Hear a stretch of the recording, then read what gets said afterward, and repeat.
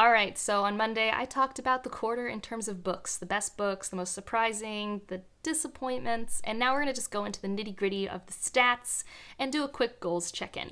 I am pretty excited about some of the new stats that I'm following, and I think I'm doing well on some of the more important goals for me. So let's get into it, starting with how many books have I read this year, and that is 28, which I think is on track for what I did last year. According to this spreadsheet, it says that I'm on track to break 100 books this year, which would be phenomenal. My goal is still just 52 books, but breaking 100, that's something that 3 years ago I never thought I could do.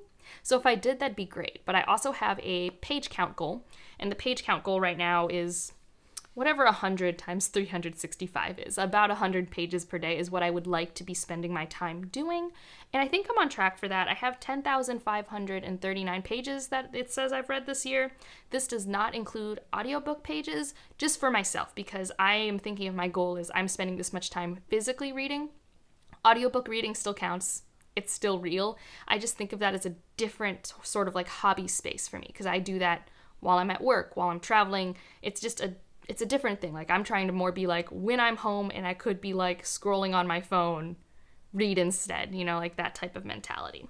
So that's pretty cool, with about 375 pages per book. So that's about the book length I'm reading. And let's get into it. How many books per month? The most books was February. The most pages was March.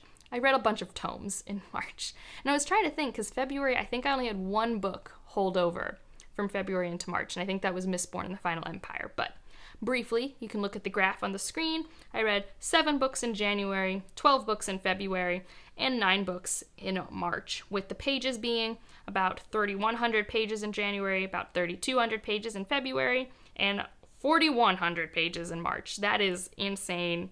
I didn't realize I read that much. I'm also really excited about this new chart that I have going on. So this is a chart where I'm breaking up, is this book a standalone, is it a short story collection, and is it in a series, and if so, where in the series? I just kind of want to see, am I prioritizing continuing series? Am I actually just starting all the series? I just want to know.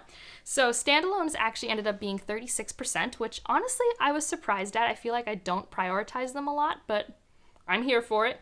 Had 2 short story collections, which is good because my goal this year was to read, I think, 10 to 12 short story collections, so I'm well on the way there. And I mean, I'm currently working on a 3rd one. It's just a huge short story collection, so I'm happy with that. And then about first and middle, so starting a series and continuing the series has equal parts of the pie with 21%. And then I have caught up in 2 series, and I finished 2 series. And I think that's pretty great. So 14% of this pie chart is me. I am caught up or finished in series. And I feel like that's pretty good. I feel like I'm doing a good job balancing that. I don't have any number goals for this, but it feels like I'm doing a really good job balancing it. The next thing I wanted to look at is, am I reading things that I own? Am I reading borrowed things? How many things I'm reading now are ARCs, because I'm now reading ARCs. And this looks like 54% of what I read is borrowed. So in some form, physical or ebook, I'm getting it from the library. 32% are things that I have owned. So 9 of the books I owned, and then 4 of them were ARCs. And I think the reason why my owned is getting higher now is I have these gift cards to my bookstore because I run the book club. So the way they pay you is in gift cards.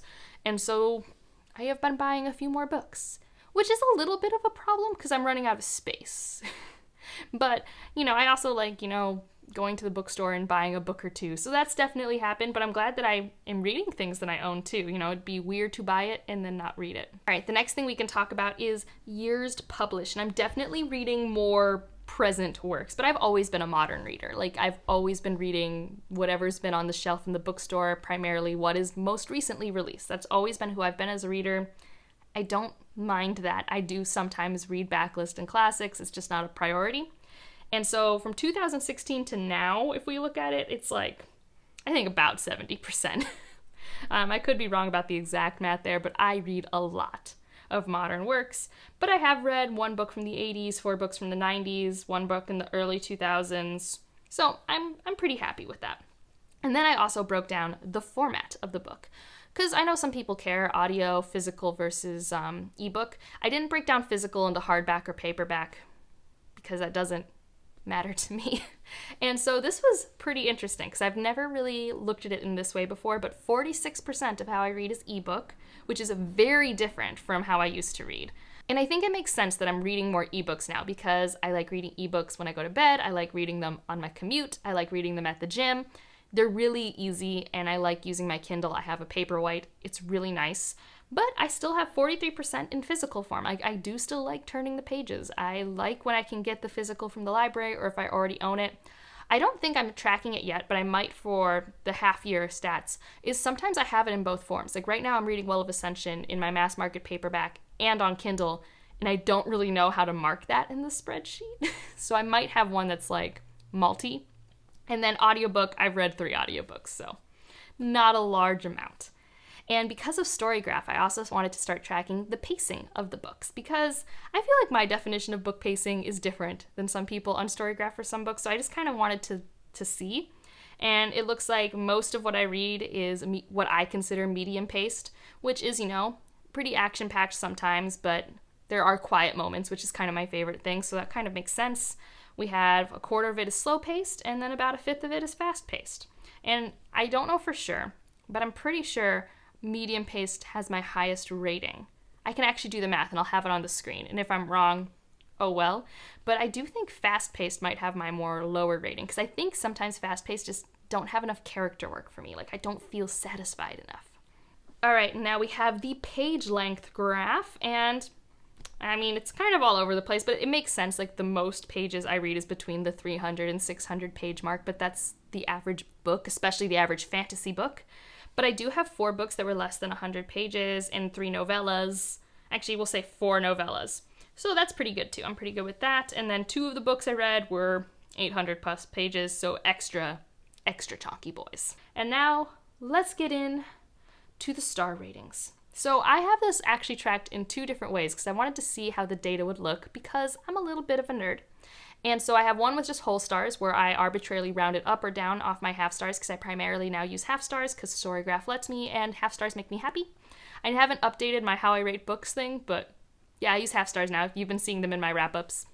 It just makes me happy. And so most of what I rate is still a 4, but some of the books that would probably have been lumped into a 4 are now in the 3.5, and I also have a 4.5, which makes me so happy.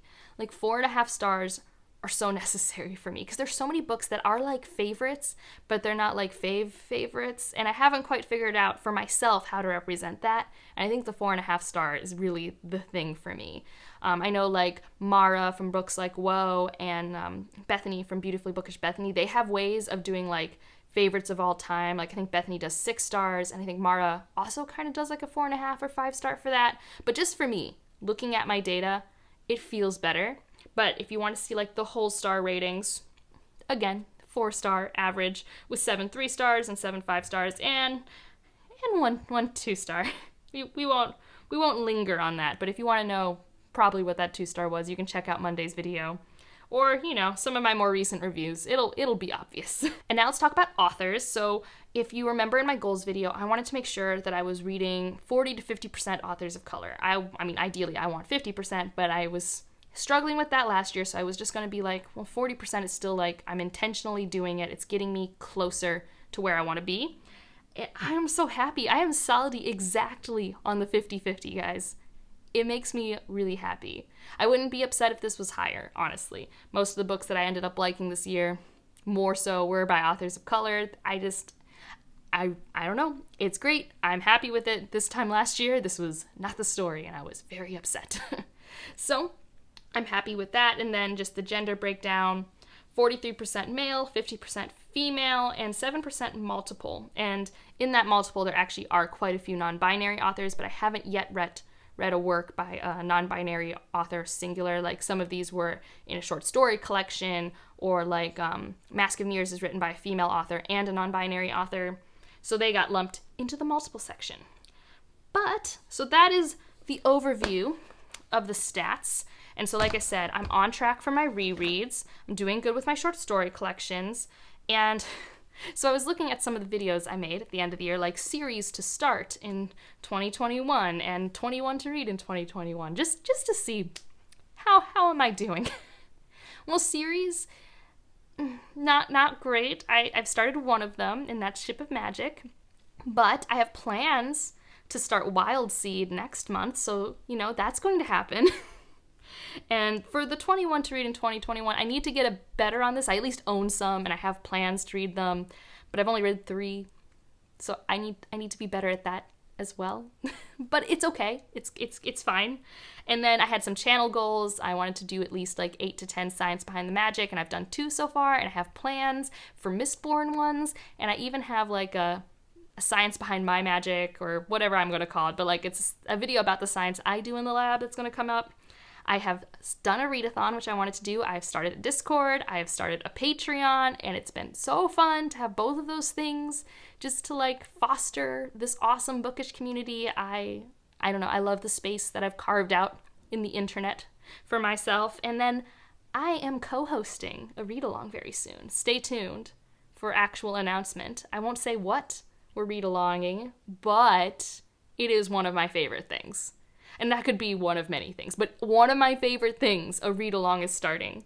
And it's going to take the course of the summer, and I'm so excited, because that was another thing. I wanted to host a read-along, but I mean, co-hosting, I'm going to say that counts. And I'm also co-hosting a readathon right now, so I feel like I'm being more involved in things that I don't know, I wanted to be involved in, the bookish community. So overall, it wasn't a perfect winter or anything like that, but this first quarter has gone great for me. So if you have a stats video, point me to it, or if you are curious about anything that I didn't track in my stats that you'd like to see, let me know, and I can try and track them if I'm so inclined. Sometimes spreadsheets are hard. And otherwise, you can leave like a pie chart or a graph or a pie emoji in the description, not the description, the comments. And otherwise, like if you liked it, subscribe if you want to, and I'll see you in the next one. Bye.